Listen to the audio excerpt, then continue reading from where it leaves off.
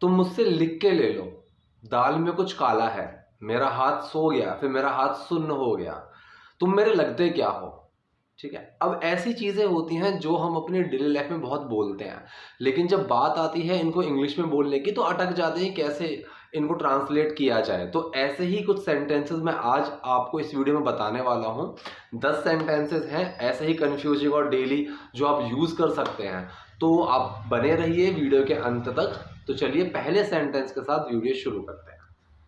देखिए पहला सेंटेंस है कि चलो मुंह मीठा करो। कई बार हम बोलते हैं कि यार चलो लो मुंह मीठा करो, चलो ये मतलब कुछ अच्छी चीज़ जब होती है कि कुछ भी अच्छा मैंने अचीव किया है, कुछ भी किया, मैं मिठाई लेकर जा रहा हूँ कि चलो मुंह मीठा करो। ठीक है, so let's Sutton your mouth, let's Sutton your mouth कि चलो मुंह मीठा करो। ठीक है, अब दूसरा सेंटेंस है आराम हराम है।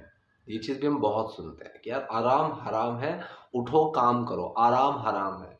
The rest is to rust. अब देखिए रस्ट का मतलब क्या है, रस्ट का मतलब होता है जंग लगना, कोई चीज़ पड़े पड़े खराब होना। सो इसका मतलब है the rest is to rust कि आराम करने का मतलब है कि खुद को जंग लगा रहे हो, आराम करने का मतलब है खुद को बेकार करना। सो आराम हराम है हिंदी में हम ऐसे बोलते हैं, और इंग्लिश में हम क्या बोलते हैं, the rest is to rust. Third बताता हूँ, थर्ड है लिख के ले लो। अब ये हिंदी में हम बहुत बोलते हैं कि यार लिख के ले ले, मेरी बात कोई नहीं आने वाला है, कि लिख के ले ले वो तो आएगा नहीं। ठीक है, इंग्लिश में भी ये चीज़ होती है, लेकिन इंग्लिश में हम बोलते हैं mark my words, mark my words. ठीक, तो मार्क माई वर्ड्स का मतलब होता है लिख के ले ले, कि you can mark my words he will not come in the party, कि तू मेरी बात लिख के ले ले, वो पार्टी में नहीं आएगा। ठीक है, you can mark my words, ठीक, ऐसे भी बोल देते हैं कि तू लिख के ले सकता है। ठीक है, सो मार्क माई वर्ड्स का मतलब होता है लिख के ले ले, लिख के ले लो। ठीक, कि हम किसी भी चीज़ से बिल्कुल श्योर हैं, सो लिख के ले ले, लिख के ले लो मतलब मार्क माई वर्ड्स। ठीक, अब हम ऐसे भी बोलते हैं ना, जैसे हम बैठे हुए हैं, अब बैठे बैठे कई बार क्या होता है हमारा पैर सुन्न हो जाता है, हमारा हाथ सुन्न हो जाता है। ठीक है, सुन्न होना मतलब कि जैसे हम उसको हिलाते हैं तो बिल्कुल सुन्न से हो जाता है, उसमें हल्की झंझनाहट से होने लगती है। ठीक है, तो वहाँ पे उसको हम क्या बोलते हैं, मतलब खून रुक जाता है। बेसिकली होता वो इसीलिए कि वहाँ पे जो ब्लड फ्लो है वो रुक जाता है, और इसीलिए वहाँ पे वो झंझनाहट होने लगती है, तो वो सुन्न हो जाता है। माई हैंड गॉट नम। ठीक है, माई हैंड गॉट नम, नम का मतलब होता है सुन्न पड़ जाना। ठीक है, पैर भी हो सकता है, टांग भी हो सकती है, आप उसके हिसाब से अलग अलग लगा सकते हैं। तो मतलब my hand got numb, my leg got numb, my मतलब आर्म, कई बार बाजू भी हो जाती है कि रखे रखे अगर मैंने ऐसे कहीं ऊपर रखी हुई है तो वो रखे रखे बाजू सुन्न हो जाती है। वो हम हिंदी में कई बार बोल देते हैं कि मेरा हाथ सो रहा है, पैर सो गया। ठीक है, तो वो बेसिकली नम की कंडीशन होती है, माई हैंड गॉट नम। ठीक है, नेक्स्ट बताता हूँ। अब नेक्स्ट है कि मुझे कम दिखाई देता है, या फिर तुम क्या तुम्हें कम दिखाई देता है, ऐसा कुछ भी आप बोल सकते हैं। ठीक है, I am short of site, I am short of site. Site का मतलब जैसे हम आई साइट बोलते हैं ना, ठीक है, दृष्टि, तो उस चीज में आता है I am short of site, कि मतलब मेरी दृष्टि जो है वो कम है। ठीक है, मेरी दृष्टि जो है वो कम है, I am short of sight. ठीक, सो इसको हम ऐसे बोलते हैं कि मुझे ना थोड़ा कम दिखाई देता है, I am short of site. और इस चीज़ को ना हम शॉर्ट ऑफ को कई चीज़ों में बोलते हैं, जैसे कि मैं बोलूँ क्या, मेरे पास ना पैसे कम हैं। ठीक है, अगर हम कहीं गए और मूवी की टिकट मैंने देखा कि यार इतना है, फिर हमने हिसाब लगाया कि हर किसी के पास इतने पैसे मतलब कंट्रीब्यूशन के लिए देने होंगे, तो मैं वहाँ पे बोल यार मेरे पास ना थोड़े पैसे कम है, so I am short of money. ठीक है, I am short of money, मेरे पास पैसे कम है।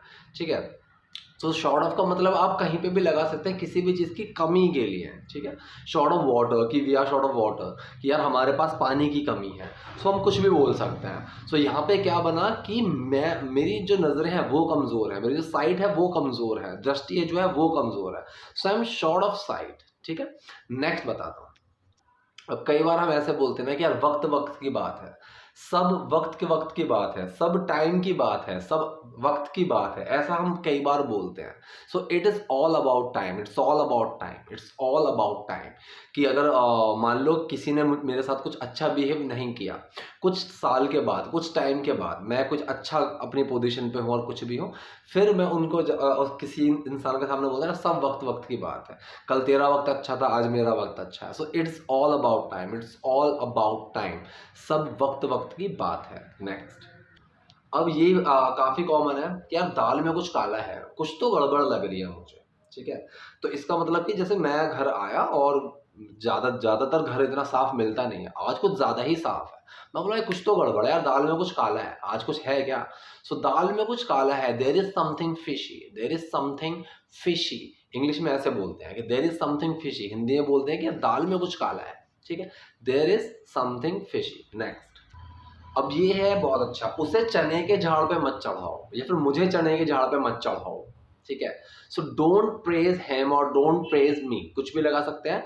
टू द स्काइज, प्रेज का मतलब होता है तारीफ करना, टू द स्काइज मतलब आसमानों तक। So don't praise him to the skies, कि भाई उसको चने के झाड़ पे मत चढ़ाओ। Don't praise me to the skies, मुझे चने के झाड़ पे मत चढ़ाओ। So don't praise him to the skies, कि praise someone to the skies, इसका मतलब होता है किसी को चने के झाड़ पे चढ़ाना, ठीक है। हिंदी में बोलते हैं हम चने के झाड़, मतलब किसी की बिना मतलब तारीफें किए जा रहे हो तो वो चीज़ होती है कि किसी को चने के झाड़ पे चढ़ा दिया, ठीक है। हिंदी में हम ऐसे बोलते हैं। इंग्लिश में बोलते हैं सो डोंट प्रेज हिम और don't praise me to the skies, कि किसी की इतनी तारीफ करना आसमानों तक।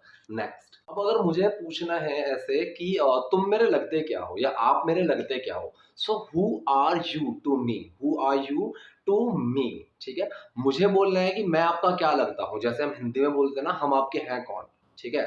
सो who am I to you, who am I to you, मैं आपका क्या लगता हूँ। और अगर मैं पूछ रहा हूँ कि तुम मेरे क्या लगते हो, so who are you to me, ठीक है, ऐसे हम बोलते हैं। नेक्स्ट सेंटेंस, अब अगर हम ऐसे बोलते हैं ना कई बार कि यार बात बहुत बिगड़ गई है या फिर बात हाथ से निकल गई है, कई बार हम ऐसे बोल देते हैं कि बात जो है वो हाथ से निकल गई है, बात इतनी बिगड़ गई है कि वो हाथ से निकल चुकी है बात, ठीक है, बात काफ़ी बिगड़ चुकी है। तो इसको हम कैसे बोलेंगे? तो इसको हम बोलते हैं the matter has taken the serious turn, the matter has taken the serious turn, मतलब ये जो मैटर है इसने एक सीरियस मोड़ ले लिया है, ठीक है, सीरियस रुख ले लिया है, ठीक है। तो ये अब बात काफ़ी बिगड़ गई है। So the matter has taken the serious turn, इसको हम ऐसे बोलते हैं। सो ये थे आज के 10 सेंटेंसेस। आई होप आपको कुछ सेंटेंसेस हेल्पफुल लगे होंगे, आपको कुछ समझ में आया होगा। कोई डाउट है, कोई कन्फ्यूजन है तो कमेंट बॉक्स में जाइए, वहाँ पे लिखिए। नए हैं वीडियो पे तो लाइक और सब्सक्राइब कीजिए। Thank you.